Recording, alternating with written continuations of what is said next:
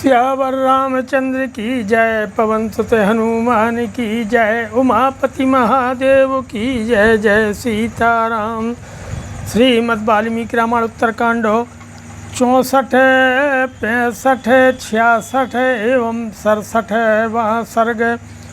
एवं मुक्ता च काकुत्स्थं प्रशश्च पुनः पुनः पुनरेवा परं वाक्यं वाच रघुनंदन।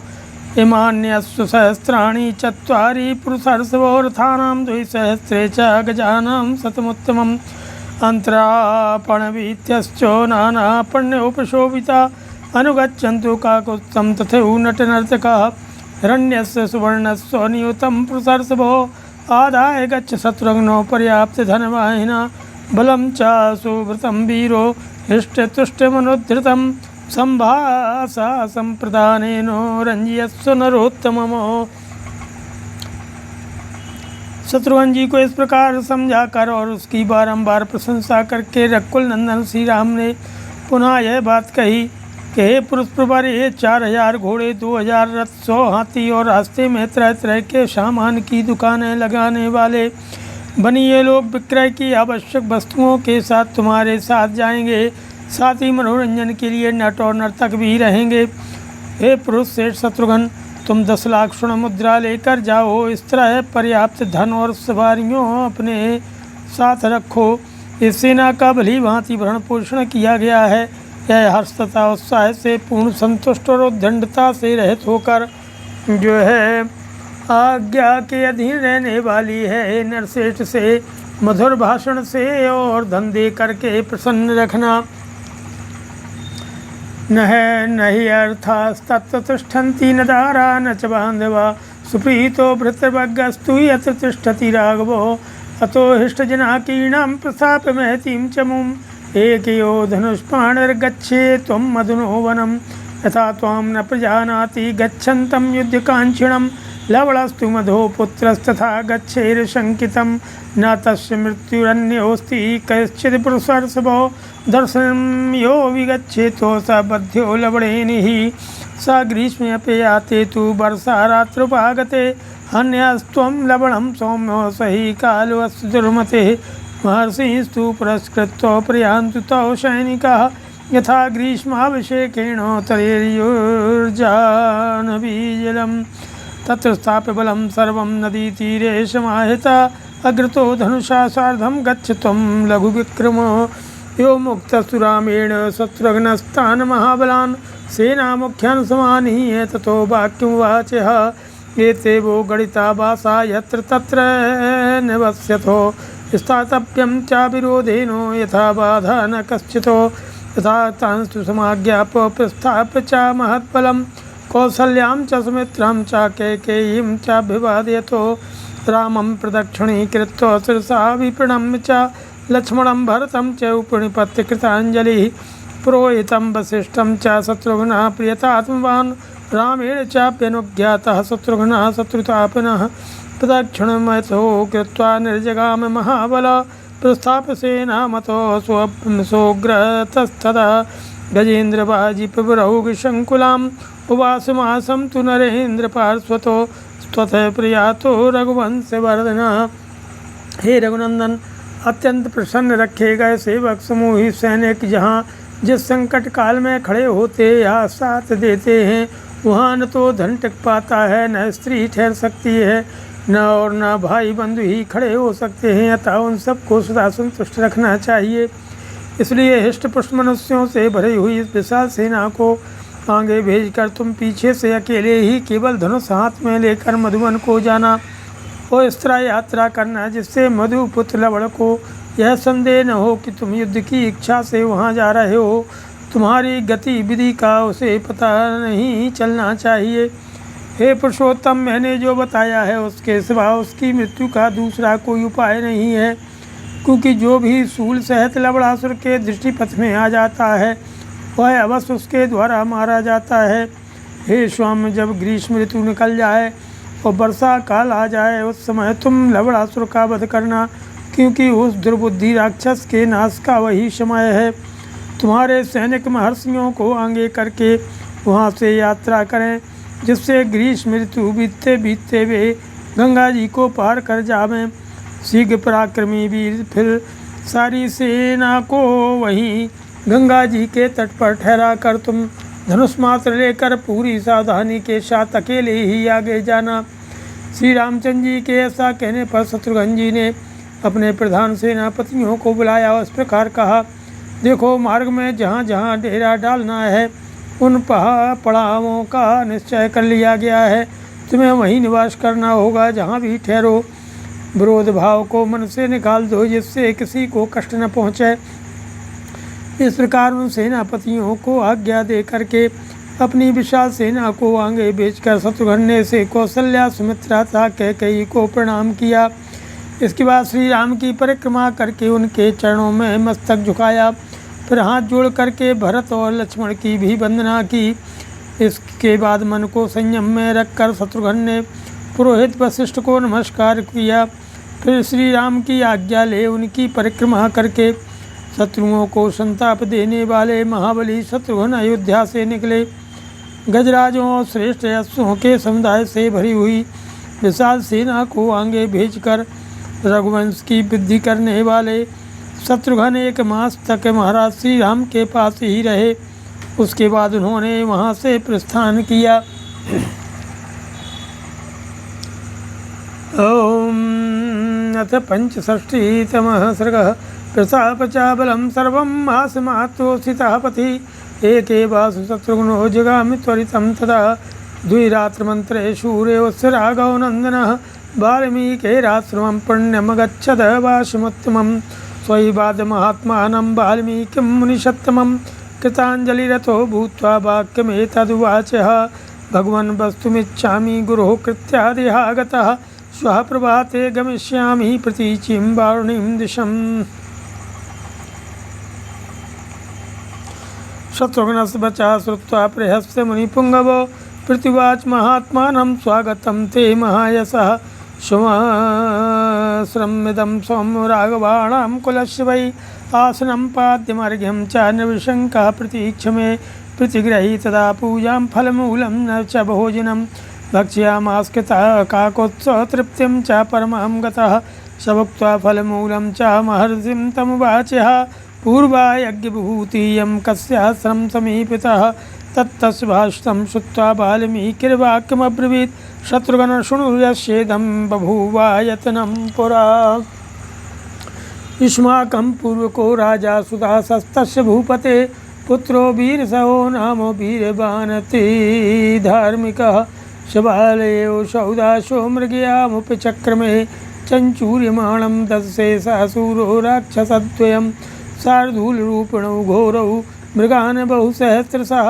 भक्ष्यमाणाव सन्तुष्टौ पर्याप्तिं नयु जग्मतुः शतुतौ राक्षसौ दृष्ट्वा मृगं च वनं कृतं क्रोधेन मेताविष्टो जघानैकं महेशुना बृहपातमेकं तु सौदाशः पुरुषर्षभो विज्वरो विगतामर्षो हतं रक्षो दैक्षितो निरीक्ष्यमाणं तं दृष्ट्वा सहायं तस्य राक्षसः संतापमकरोद घोरं सौदाशं चेदमब्रवीत् यस्मादन्नपराधं तं सहायं मम जग्निवान् तस्मात् तवापि पापिष्ठो प्रदास्यामि प्रतिविक्रियाम् एवमुक्त्वा तु तद् रक्षस्तत्रैवान्तर्धीयतो कालपर्यायोगेनो राजा मित्रसहो भवतो।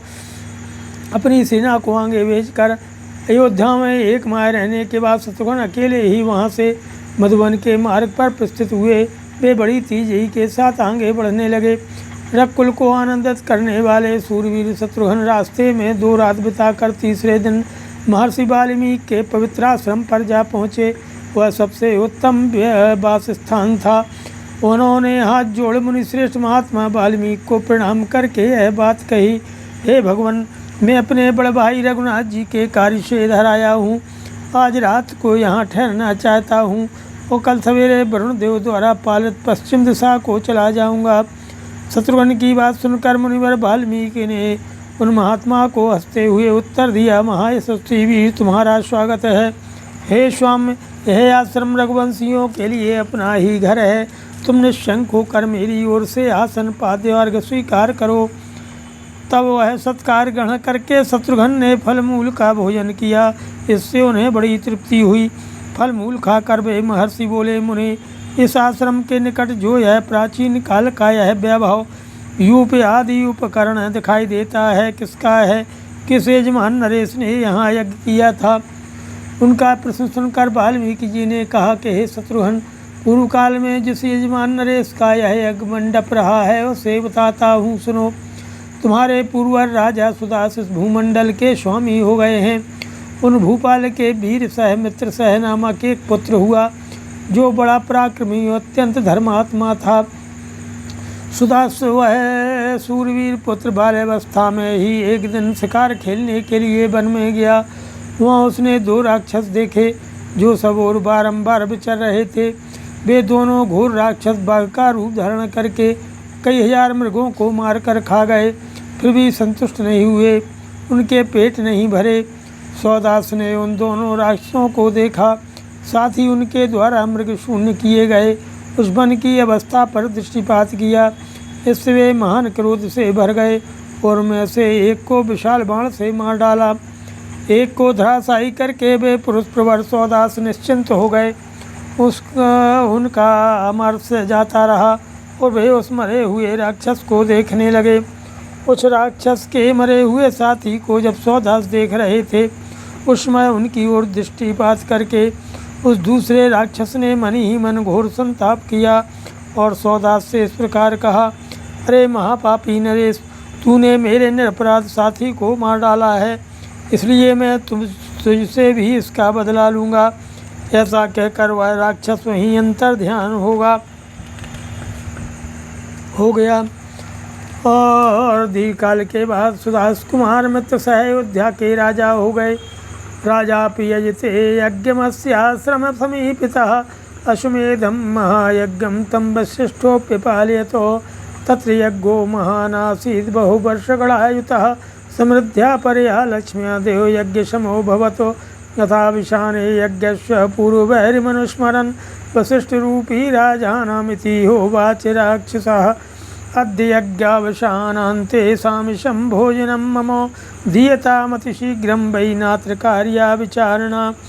तत्श्रुत्वा व्याहृतं वाक्यं रक्षसः ब्रह्मरूपिणा सुदान संस्कार कुशलानुवाच पृथिवीपतिः अवश्यं सामिषं साधु यथा भवति भोजनं तथा कुरुत शीघ्रं वै परितुत्सेदेता गुरुः।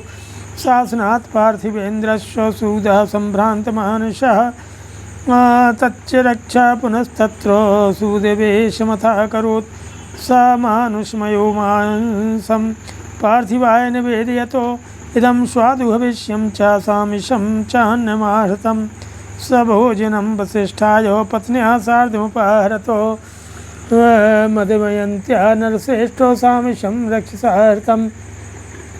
ज्ञात्वा तदामिषं विप्रो मानुषं भाजनं गतं क्रोधेन मेताविष्टो व्याहर्तुमपि चक्रमे। यस्मात् त्वं भोजनं राजन् ममैतद्दातुमिच्छसि तस्माद् भोजनमेतत्ते भविष्यति न संशयः। तदा क्रुद्धः सौदासस्तोऽयं जग्राह पाणिना वसिष्ठं सप्तुमारेभे भार्या चैनं वारयतो। राजन् प्रभुर्यतो अस्माकं वसिष्ठो भगवान् ऋषिः प्रतिसप्तुं न शक्तस्त्वं देवतुल्यं प्रोदिशं।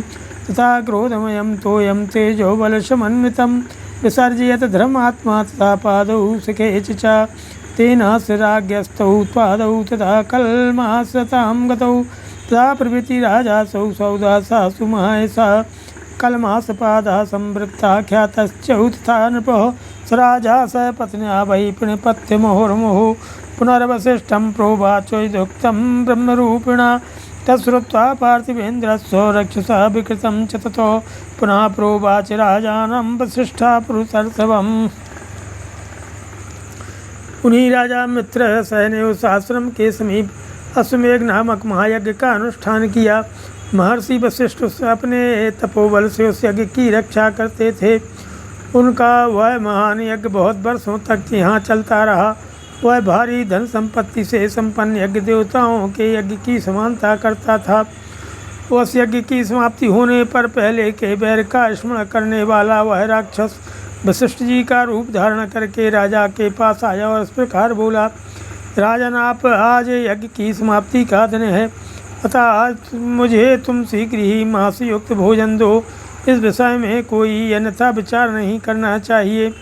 ब्राह्मण रूपधारी राक्षस की कही हुई बात सुनकर राजा ने रसोई बनाने में कुशल रसोइयों से कहा, तुम लोग आज शीघ्र ही मांस युक्त हविष्य तैयार करो और उसे ऐसा बनाओ जिससे स्वादिष्ट भोजन हो सके तथा मेरे गुरुदेव उससे संतुष्ट हो सकें। महाराज की इस आज्ञा को सुनते ही रसोइये के मन में बड़ी घबराहट पैदा हो गई। वह सोचने लगा, आज गुरुजी अभक्ष्य भक्षण में कैसे प्रवृत्त होंगे। यह देख फिर उस राक्षस ने ही रसोइये का वेश बना लिया। उसने मनुष्य का मांस लाकर राजा को दे दिया और कहा, यह मांस युक्त अन्न एवं हविष्य लाया हूँ, यह बड़ा ही स्वादिष्ट है। हे नरश्रेष्ठ, अपनी पत्नी रानी मदयंती के साथ राजा मित्रसेन ने राक्षस के लाए हुए उस मांसिक भोजन को वशिष्ठ जी के सामने रखा। थाली में मानव मांस परोसा गया है, ये जानकर ब्रह्मर्षि वशिष्ठ महान क्रोध से भर गए और इस प्रकार बोले, अरे राजन, तुम मुझे ऐसा भोजन देना चाहते हो, इसलिए यही तुम्हारा भोजन होगा, इसमें संदेह नहीं है। ये सुनकर सौदास ने भी कुपित हो हाथ में जल ले लिया और वशिष्ठ मुनि को साप देना आरंभ किया। तब तक उनकी पत्नी ने उन्हें रोक दिया। वे बोली, राजन, भगवान वशिष्ठ मुनि हम सबके स्वामी हैं, अतः आप अपने देवतुल्य पुरोहित को बदले में शाप नहीं दे सकते। तब धर्मात्मा राजा ने तेज और बल से संपन्न उस क्रोधमय जल को नीचे डाल दिया, उससे अपने दोनों पैरों को ही सींच लिया। ऐसा करने से राजा के दोनों पैर तत्काल चितकबरे हो गए। तभी से महायशस्वी राजा सौदास कलमास्पाद चितकबरे पैर वाले हो गए और उसी नाम से उनकी ख्याति हुई। इसके बाद पत्नी सहित राजा ने बारंबार प्रणाम करके फिर वशिष्ठ जी से कहा, ब्रह्मर्षि, आप ही का रूप धारण करके किसी ने मुझे ऐसा भोजन देने के लिए प्रेरित किया था। राजाधिराज मित्रसेन की बात सुनकर और उसे राक्षस की करतूत जानकर वशिष्ठ ने पुनः नरश्रेष्ठ नरेश से कहा कि मैं रोज परिहितेन त्यदिदं व्याहृतं वचः न तच्शक्यं वृथा कर्तुं प्रदास्यामि च ते वरम्। कालो 12 वर्षाणि शापस्यान्तो भविष्यति मत्प्रसादात् राजेन्द्रोऽतीतं न स्मरिष्यसि। एवं स राजा तं शापमुपभुज्यारिसूदनो प्रतिलेभे पुनः राज्यं प्रजाश्चैवान् पालयतो। तस्य कल्मासपादस्य यज्ञस्यायतनं शुभम् आश्रमसमीपे यन्मं पृच्छसि जाघवो। तस्तां पार्थिवेन्द्रस्य कथां श्रुत्वा सुदारुणां विवेश पर्णशालायां महर्षिम् अभिवाद्य च। राजन, मैंने रोज से भरकर जो बात कही दी है उसे व्यर्थ नहीं किया जा सकता, परंतु इससे छूटने के लिए मैं तुम्हें एक वर दूंगा। हे राजन, इस वर इस प्रकार है, यह साप 12 वर्षों तक रहेगा, उसके बाद इसका अंत हो जाएगा। मेरी कृपा से तुम्हें बीती हुई बात का स्मरण नहीं रहेगा। इस प्रकार उस शत्रुसूदन राजा ने 12 वर्षों तक उस साप को भोगकर पुनः अपना राज्य पाया और प्रजाजनों का निरंतर पालन किया। हे रघुनंदन, उन्हीं राजा कलमास्पाद के यज्ञ का यह सुंदर स्थान मेरे इस आश्रम के समीप दिखाई देता है, जिसके विषय में तुम पूछ रहे थे। महाराज मित्रसेन को इस अत्यंत दारुण कथा को सुनकर शत्रुघ्न ने महर्षि को प्रणाम करके पर्णशाला में प्रवेश किया। अथ षष्ठीतमः सर्गः। यामेव रात्रिं शत्रुघ्नः पर्णशालां समाविशत् तामेव रात्रिं सीतापि पिशूतादारकद्वयं। ततो अर्धरात्रसमये बालका मुनिदारका वाल्मीके प्रियमाचख्युः सीताया पुष्पं शुभं। भगवन् राम पत्नी सा प्रसूताधारकद्वयं। ततो रक्षां महातेजा कुरुभूत विनाशिनीं। तेषां तद्वज्रं श्रुत्वा महर्षिं समुपागमतो बालचन्द्रप्रतीकाशौ देवपुत्रौ महौजिसौ। जगाम तत्र दृष्टात्मा ददर्श्चाकुमारकौ। भूतग्निं च करोत्ताभ्यां रक्षां रक्षो विनाशिनीं। कुसुमुष्टिमुदापादाय लवं चैतु सद्विजो वाल्मीकि प्रदौताभ्यां रक्षां भूतविनाशिनीं। यस्तयो पूर्वजो ज्ञा जातः स कुशैर्मन्त्रसत्कृतैः मार्जनीयस्तु सा कुशेत्यश्वनां ततो यश्चावरो भयेताभ्यां लभेन सुसमाहिता निर्मार्जनीयो वृद्धा लभेति च स नामतः एवं कुशलभौ नाम्नां ताबभौ यमजातकौ वर्धकृताभ्यां च नामाभ्यां ख्यातियुक्तौ भविष्यतः तां रक्षां जगरोस्तां च मुनिहस्तात् समाहिता अकुर्वंश ततो रक्षां तयोर्विगत कलमशा। जिस रात को शत्रुघ्न ने पर्णशाला में प्रवेश किया था उसी रात में सीता जी ने 2 पुत्रों को जन्म दिया। इसके बाद आधी रात के समय कुछ मुनि कुमारों ने वाल्मीकि जी के पास आकर उन्हें सीता जी के प्रसव होने का शुभ एवं प्रिय समाचार सुनाया। हे भगवान श्री रामचंद्र जी की धर्मपत्नी ने 2 पुत्रों को जन्म दिया है, अतः महातेजस्वी महर्षि आप उनकी बालग्रह जनित बाधा निवृत्त करने वाली रक्षा करें। उन कुमारों को यह बात सुनकर महर्षि उस स्थान पर गए। सीता के वे दोनों पुत्र बाल चंद्रमा के समान सुंदर था, देव कुमारों के समान महातेजस्वी थे। वाल्मीकि जी के प्रसन्न चित्त होकर सूति कागार में प्रवेश किया और उन दोनों कुमारों को देखा तथा उनके लिए भूतों राशियों का विनाश करने वाली रक्षा की व्यवस्था की। ब्रह्मर्षि वाल्मीकि ने कुशाओं का मुट्ठा और उनके लब ले करके उनके द्वारा उन दोनों बालकों की भूत बाधा का निवारण करने के लिए रक्षा विधि का उपदेश दिया। वृद्धा स्त्रियों को चाहिए कि इन दोनों बालकों में जो पहले उत्पन्न हुआ है उसका मंत्रों द्वारा संस्कार किए हुए इन कुशों से मार्जन करें। ऐसा करने पशु बालक का नाम कुश होगा, उनमें जो छोटा है उसका लब से मार्जन करें, इससे उसका नाम लब होगा। इस प्रकार जुड़वे उत्पन्न हुए वे दोनों बालक क्रमशः कुश और लब नाम धारण करेंगे और मेरे द्वारा निश्चित किए गए इन्हीं नामों से भूमंडलों को में विख्यात होंगे।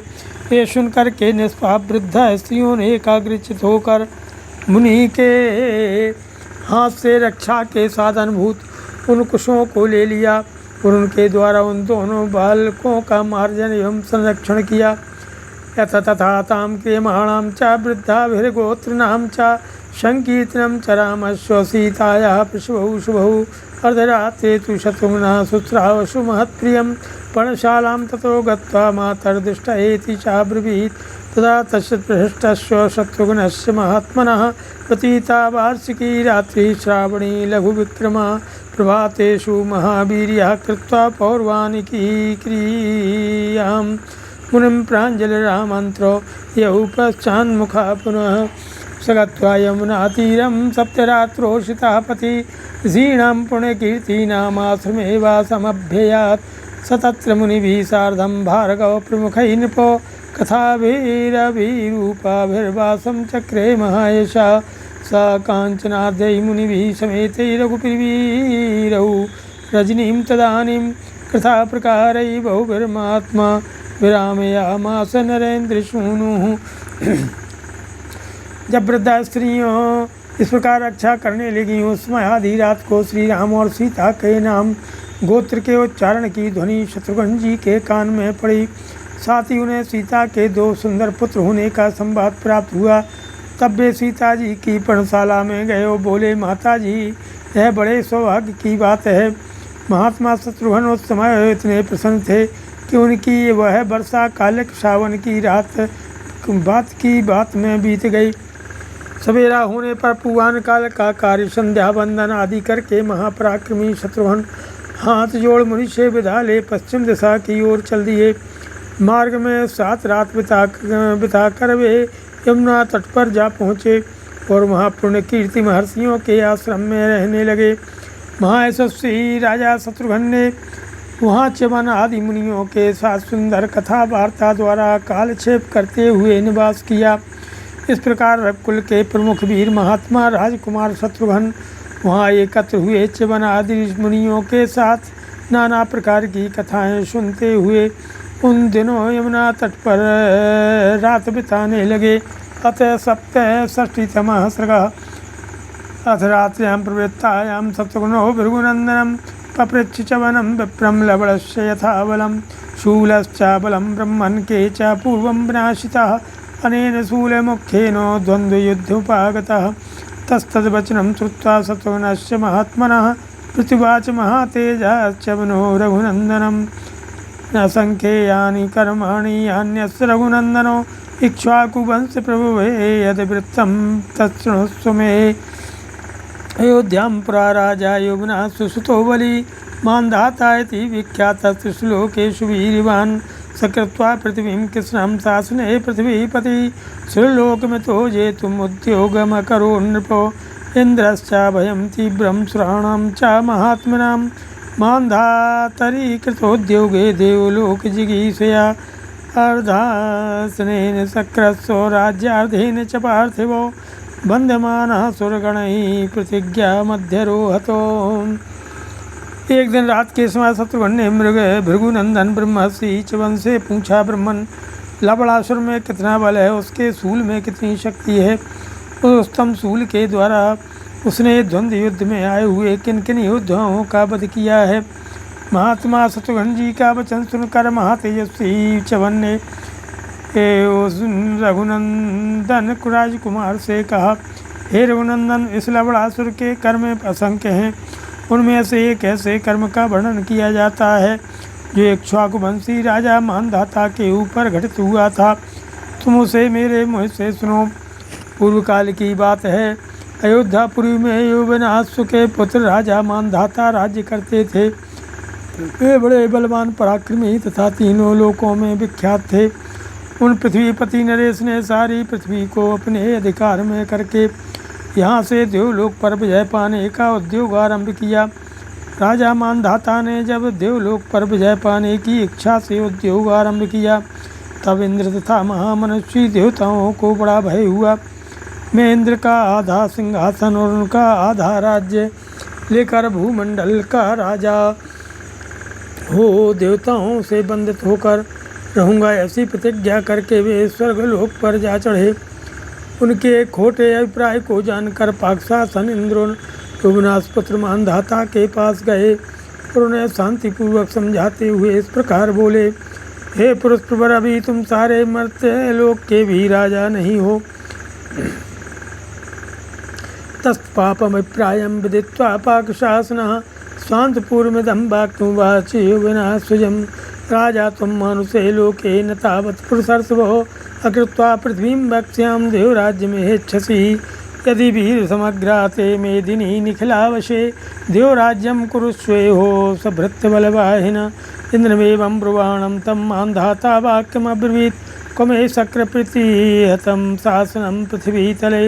तमुवाच सहस्राक्षो लवणो नाम राक्षसः मधुपुत्रो मधुबनेन ते यज्ञां कुरुते नघो। तश्रुत्वा विप्रियं घोरं सहस्राक्षेण भासितं बीडतो वाङ्मुखो राजा व्याहर्तुं न सशाक्यः।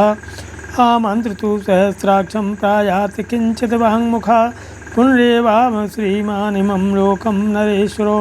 सकृत्वा हृदयमर्षं सभृत्य बलवाहिना आजगां मधो पुत्रं वशे कर्तुमरिन्दमो। सा काञ्चमाणो लवणं युद्धाय पुरोर्षर्थभो दूतं सम्प्रेषयामासो सकाशं लवणस्य सह। सगत्वा विप्रियाण्याह बहूनि मधुना सुतं वदन्तिमेवं तं दूतं भक्ष्यामासु राक्षसः। श्रायमाणे दूते तु राजा क्रोधशमन्वितः अर्दयामास्तद्रक्षा सर्वृष्ट्या समन्ततः। ताप्यस्य तद्रक्षा शूलं जग्राह पाणिना बधाय शानुबन्धस्य मुमोचायुधमुत्तमम्। तत्शूलं दीप्यमानं तु सवृत्यबलवाहिनं भस्मीकृत्वा नृपं भूयो लवणस्यागमत्प्रकरम्। एवं सा राजा सुमहान्नतः सबलवाहिना शूलस्तु बलं सौम्य प्रमेयमनुत्तमं। स्वप्रभाते तु लवणं वधिष्यसि न संशयः अगृहीतायुधं क्षिप्रं भ्रुवो हि विजयस्तवो। लोकानां स्वस्ति चैवं स्यात् कृते कर्मणि च त्वया एतत्ते सर्वमाख्यातं लवणस्य दुरात्मनः। शूलश्चाबलं घोरमं प्रेमेयं नरसर्षभो विनाशश्च मान्धातुर्यत्नेनाभूश्चेत् पार्थिवो त्वं स्वप्रभाते लवणं महात्मान् वदिष्यसे नात्र तु संशयो मे शूलं विना निर्गतमामीशार्थे ध्रुवो जयस्ते भविता नरेन्द्रः। उनके खोटे अभिप्राय को जानकर पाक शासन इंद्र उन युवनास्पद मानधाता के पास गए। उन्हें शांतिपूर्वक समझाते हुए इस प्रकार बोले, हे पुरुष प्रवरा, भी तुम सारे मर्त्यलोक के भी राजा नहीं हो।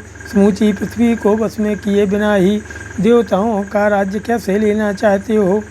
वीर, यदि सारी पृथ्वी तुम्हारे बस में हो जाए तो तुम सेवकों, सेनाओं और सवारियों सहित यहाँ देवलोक का राज्य करना। ऐसी बातें कहते हुए इंद्र से मानधाता ने पूछा, देवराज बताइए तो सही, इस पृथ्वी पर कहाँ मेरे आदेश की अवहेलना होती है? तब इंद्र ने कहा, निष्पाप नरेश, मधुवन में मधु का पुत्र लवणासुर रहता है, वह तुम्हारी आज्ञा नहीं मानता। इंद्र की कही हुई ये घोर प्रिय बात सुनकर राजा मानधाता का पुत्र है लज्जा से झुक गया। वे कुछ भूल न सके। वे नरेश इंद्र से विदा ले मुँह लटकाए वहाँ से चल दिए और पुनः उस मर्त्य लोक में ही आ पहुँचे। उन्होंने अपने हृदय में अमरस भर लिया। फिर वे शत्रु दमन मानधाता मधु के पुत्र को वश में करने के लिए सेवक, सेना और सवारियों सहित उसकी राजधानी के समीप आए। उन पुरुष प्रवर नरेश ने युद्ध की इच्छा से लवण के पास अपना दूत भेजा। दूत ने वहां जाकर मधु के पुत्र को बहुत से कटुवचन सुनाए। इस तरह कठोर बातें कहते हुए उस दूत को वह राक्षस तुरंत खा गया।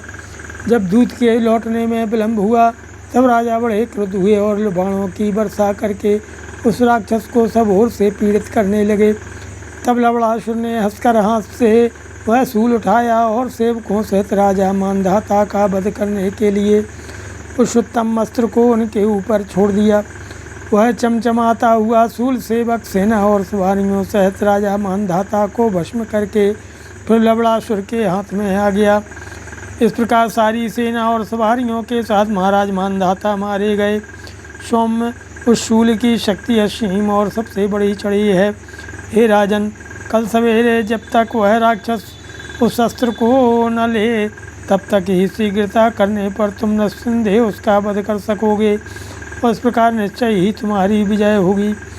तुम्हारे द्वारा यह कार्य संपन्न होने पर समस्त लोगों का कल्याण होगा। नरश्रेष्ठ, इस तरह मैंने तुम्हें दुरात्मा लवण का सारा बल बता दिया और उसके शूल की भी घोर एवं असीम शक्ति का परिचय दे दिया है। पृथ्वीनाथ इंद्र के प्रयत्न से उसी शूल के द्वारा राजा मानधाता का विनाश हुआ था। हे महात्मन, कल सवेरे जब वह शूल लिए बिना ही मांस का संग्रह करने के लिए निकलेगा तभी तुम उसका वध कर डालोगे, इसमें संदेह नहीं है। हे नरेंद्र, बस तुम्हारी विजय होगी। श्रीमद् रामायणे वाल्मीकि आदि काव्ये उत्तरकांडे सप्तषष्टितमः सर्गः। सियावर रामचंद्र की जय, पवन सुत हनुमान की जय, उमापति महादेव की जय। जय सीताराम।